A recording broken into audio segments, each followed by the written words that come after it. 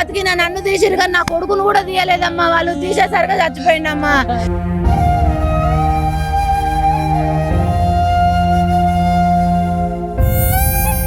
నమస్తే, welcome to Suman TV Warangal. నేను మీ స్వాతి బచ్చు. ఈరోజు ఉమెన్స్ డే రోజు అత్యంత దారుణ సంఘటన మీకు చూపించబోతున్నానండి. ఇది ఒక పెద్ద దుర్ఘటన అనే చెప్పాలి. ఒక కుటుంబం వరంగల్ నుంచి సంగెం మండలంలో తీగరాజుపల్లి అనే గ్రామానికి వెళ్తున్న క్రమంలో ఎస్ఆర్ఎస్పి కాలువలోకి దూసుకెళ్ళింది కారు. అసలు అత్యంత దారుణం అని చెప్పాలి. అక్కడ తండ్రికి, కుటుంబంలో ఉన్న తండ్రికి గుండెపోటు రావడము, అక్కడ పక్కనే ఉన్న భార్య చేతిలో బాబు ఉండడం, వెనకాల సీట్లో పాప ఉండడం జరిగిందంట. ఆ క్రమంలో గుండెపోటు వచ్చినప్పుడు వెంటనే ఇమీడియట్గా కారుని కంట్రోల్ చేయలేకపోయిన అతను పక్కన చెరువు ఉండడం వల్ల కాలువలోకి దూసుకెళ్ళిపోయినాడంట.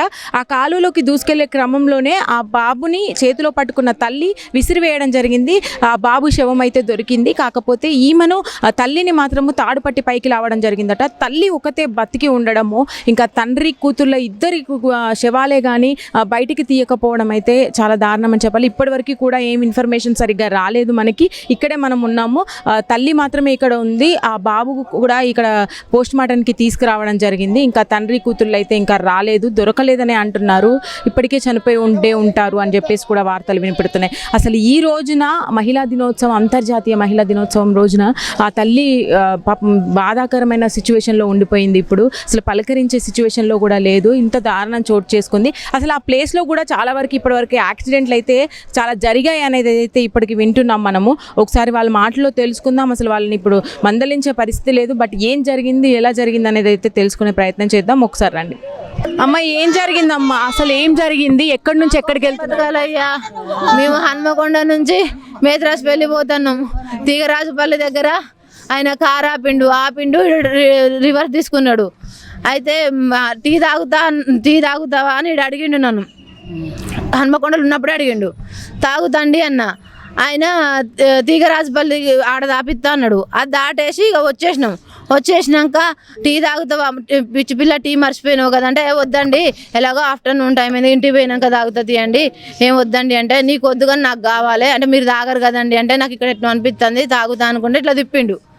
కారు తిప్పిండు, బ్రేక్ పడలేదో ఏమో గతం అల్లకే పోయిందమ్మా. కారు పోతా అంటేనే నేను గ్లాస్ డౌన్ చేసిన, పిల్లగాన్ని ఇట్లా వాటర్లో పడేటప్పుడు ఇట్లా ఇసిరేసిన, నేను ఇట్లా వంగడంతో నేను బయటకు వచ్చిన.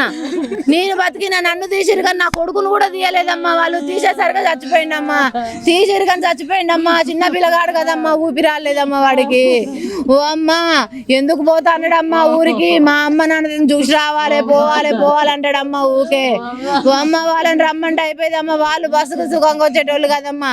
ఇట్లా తీసుకుపోయి ఆయన చచ్చిపోయి పిల్లల్ని చంపి నేను ఎవరి కోసం బతకాలి, ఎందుకు బతకాలి?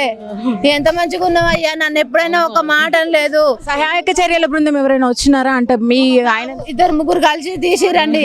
తాడు ఇసిరేసి 2-3 సార్లు నాకు కనపడుతూనే ఉంది. నేను మునుగుతానా లేస్తానా, తాడు ఇసిరేసిర్రు. వాళ్ళే వచ్చి ఒక అబ్బాయి వచ్చి నన్ను గుంజుకొని పోయిండు. నాకు అసలు ఎట్లా తీసుకుపోయిండు కూడా నాకు అర్థం కాలేదమ్మా.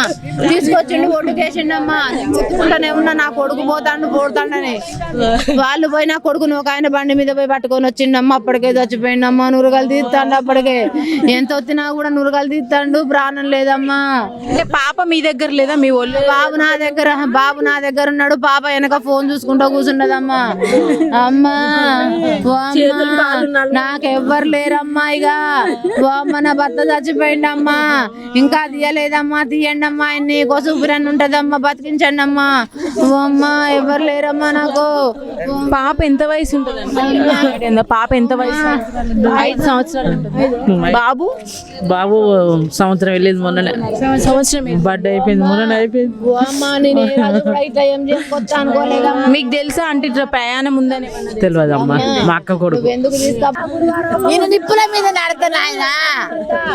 నా పానం ఇచ్చుకుంటే నాయన నేను నీకు నాయన నేను ఊపిరితో శివదానం అయితే నాయన నేను నా మనవుడా నా అల్లుని కాపాడు నాయన.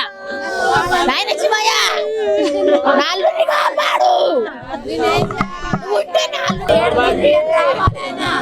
ఆయన రావాలి.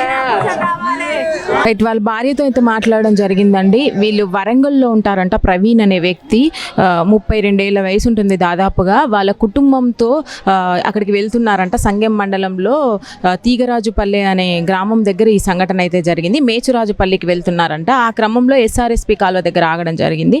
అక్కడ ఆ పరిణామంలో ఆయనకు గుండెపోటు రావడము జరిగింది అనేది అయితే వాళ్ళ భార్య అనుకుంటుంది. యాక్చువల్గా ఇక్కడ పెయిన్ ఉంది అనేది అయితే చెప్పాడంట. రివర్స్ తీసుకునే క్రమంలో చెరువులోకి వెళ్ళిపోయిందంట. అయితే బాబు ఈమె చేతిలో ఉండడం వల్ల ఈ బాబుని ఇసిరేయడం జరిగింది. వెనక పాప ఫోన్ను చూసుకుంటూ ఉందంట. ఈ ఇద్దరిని కాపాడలేకపోయింది తను.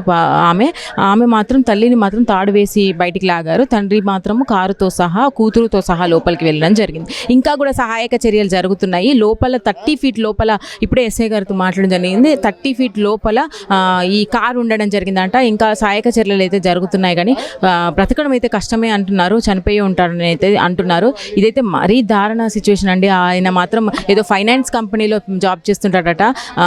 మామూలుగా మంచిగా ఉండే కుటుంబము ఒక్క రోజులో వాళ్ళ జీవితాలు మొత్తం తారుమారైపోయినాయని చెప్పాలి. చిన్న పిల్లలు, అబ్బం శుభం తెలియని చిన్న పిల్లలు ఈ రోజున అసలు తల్లికి తండ్రికి ఇద్దరికి దూరంగా వెళ్ళిపోయారు. తండ్రితో సహా వెళ్ళిపోవడము ఇంకా బాధాకరం అని చెప్పాలి. ఇంకా దీని గురించి అయితే ఇంకా వివరాలు తెలియాల్సింది. బాడీలు కూడా రావాల్సి ఉంది. తండ్రిది కూడా కూతురిది కూడా. బాబు ఇంకా తల్లి ఇక్కడ ఉన్నారు. బాబు శవమై లోపల ఉన్నారు. తల్లి ఒక్కతే అక్కడ విలిపిస్తూ ఉంది. ఇలాంటి సంఘటనలు చాలా రిపీటెడ్గా జరుగుతున్నాయండి ఈ మధ్యలో. కొంచెమైనా కార్ మీద అవగాహన ఉంటే మరి తల్లి ఏదైనా అక్కడ వెంటనే ఏదైనా చర్య తీసుకొని హ్యాండ్ బ్రేక్ లాగడం ఏమైనా అయ్యి ఉంటే మాత్రం ఏదైనా కొంచెమైనా కూడా వాళ్ళు వెనక్కి జరిగే వాళ్ళేమో కారు వెనక్కి జరిగేదేమో అనేది అయితే ఇక్కడ అభిప్రాయాలు వ్యక్తమవుతున్నాయి. ఏదేమైనా ఆ సంఘటన స్థలంలో అయితే రిపీటెడ్గా జరుగుతున్నాయంట. కొంచెం గమనించి పోలీస్ అధికారులే కానీ అక్కడ సహాయక చర్యలే కానీ కొంచెం గమనించి అక్కడ ఏదైనా కూడా సేఫ్టీ ప్రికాషన్స్ వాడితే బాగుంటుంది అనేదే మా విన్నపం కూడా. ఇలాంటివి మరి ఒక్కసారి మనకు జరగద్దు అనేది అయితే మనం కూడా మనస్ఫూర్తిగా కోరుకుందాం. ఇంకా బాడీలు అయితే రావాల్సి ఉంది, వేచి చూద్దాం.